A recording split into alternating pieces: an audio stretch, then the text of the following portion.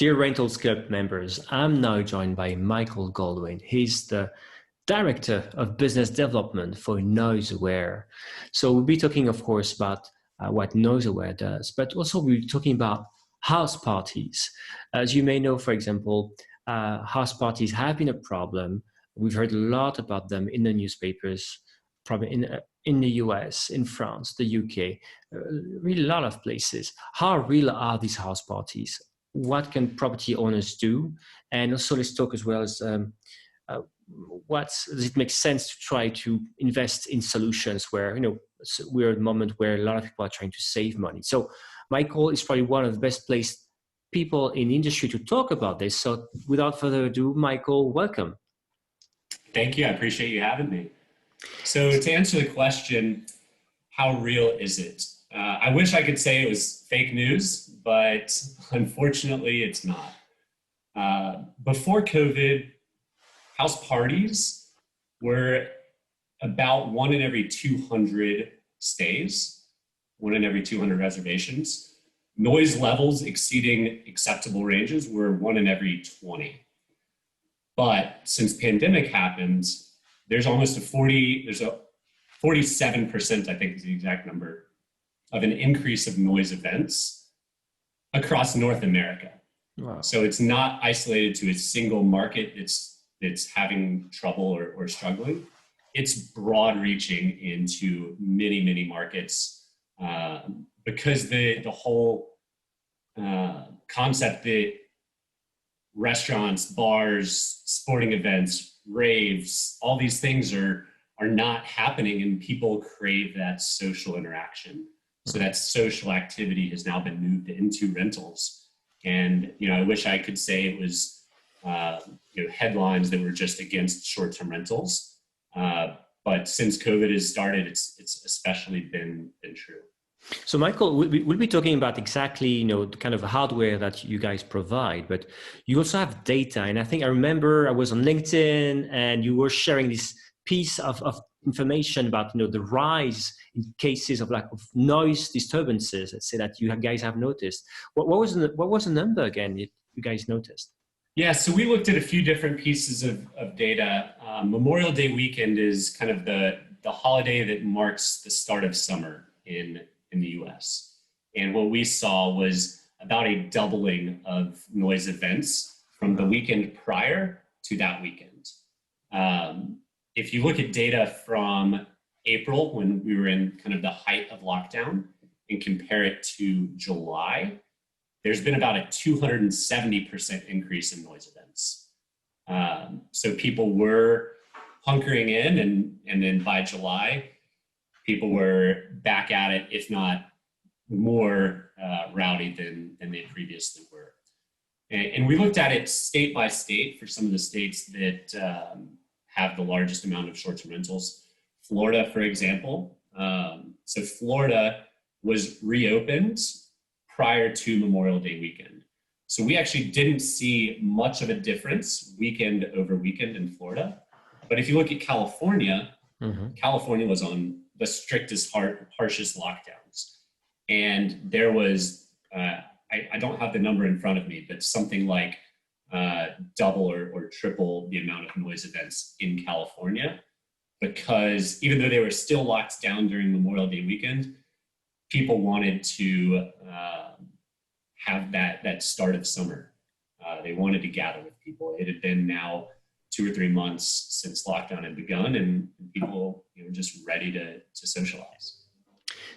So vacation rentals, we all love, of course, vacation rentals, and we always think it's the best place where to spend vacation time. But suddenly they were like really unwanted guests who also showed up and seemed to prefer our type of accommodation. I've seen, for example, Verbo, I think in Arizona recently banned one-night stays at the rental. So there's measures been put into place. When it comes to big platforms like Verbo or Booking and Airbnb, so some of them actually have partnered with NoiseAware to just introduce your solution, your product to property managers and owners. So maybe can you actually explain what your product does, and how that can be preventing house parties? Yeah, absolutely. So homeowners and property managers care about two things. One is how much money they're going to make, which is why they work with Booking and Airbnb and Vrbo and other platforms that might be localized or specialized. And then they care about how their home's taken care of.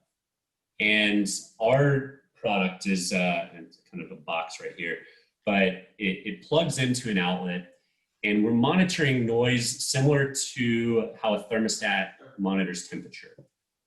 We're constantly taking a reading of the sound environment, and we're plugging that into our noise risk score. It is going to predict when noise has exceeded levels for so when noise has exceeded levels, it's going to be bothersome to the neighbors. And then furthermore, once it gets really risky, then it's going to be bothersome to potentially damage to the property. And when that threshold is met or exceeded, then we're going to notify the owner of the property. So why do the platforms want it? When regulation, there's really two things that regulators are trying to protect. One is affordable housing, and two is the community and how they deal with short-term rentals. The community's number one complaint, time and time again, is always noise. It's noise, parking, and trash. And noise is kind of the root of the other two. So if you can stop noise, then you can stop a lot of these neighbor complaints to the city. And when that stops, then it really opens up all the benefits to why short-term rentals are so good. And the majority of people that go into rentals are good. They're not there to throw a party. That's very important to lay out. Some people go and have a few too many drinks and become too loud. And as soon as you just remind them to quiet down, they're fine, they quiet down. Others are owners of strip clubs who rent out a house to invite their, regulars. Patrons? Okay. They charge a cover charge, and they try to, because their club is not allowed to be open, they try to maintain their business in short-term rentals. And our product luckily has stopped that from happening, and that's a true story. And the whole, send an invite out on Facebook or on whatever, and hundreds of people show up. We saw dozens of those stories across the US and across Europe during COVID. So this is a big increase, and I must say the pop-up strip club story, it looks amazing. Okay, I guess you can't say anything about too much, but what state was it? Just curious. It was in Miami. Oh, okay. Kind of knew it. Yeah. These house parties do exist.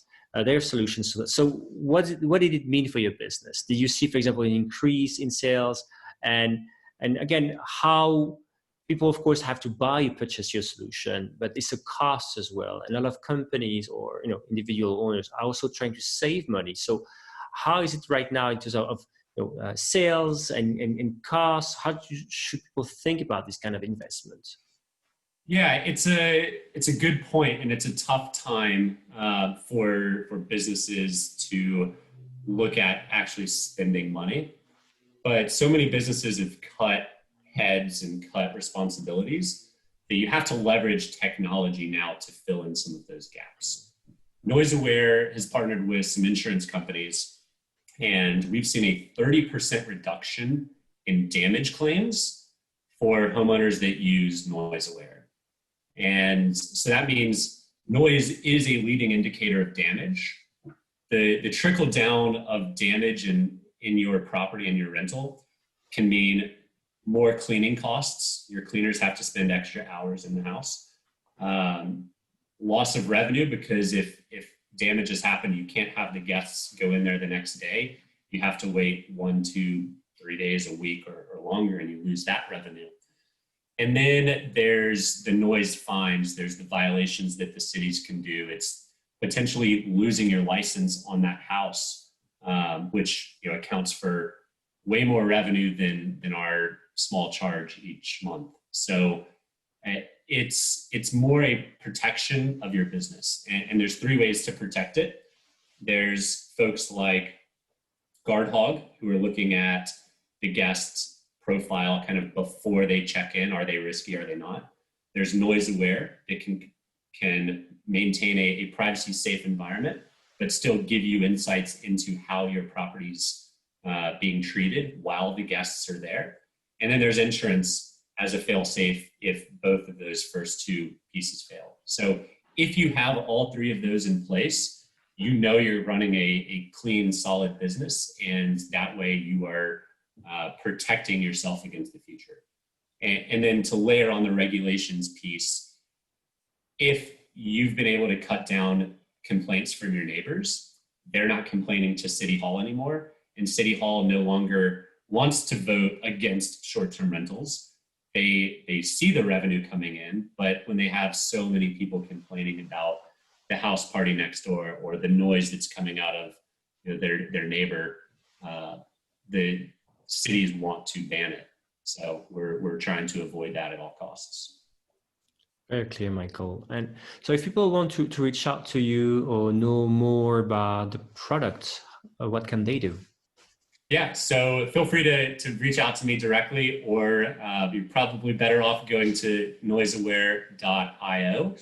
And we've got two different ways of purchasing. One is for single owners and single hosts, and then another is for professional managers. So we're going to build a catered solution for you. So we'd love to work with your group. We are launching into Europe in Q4, so very exciting times. Hey, nice. Yeah.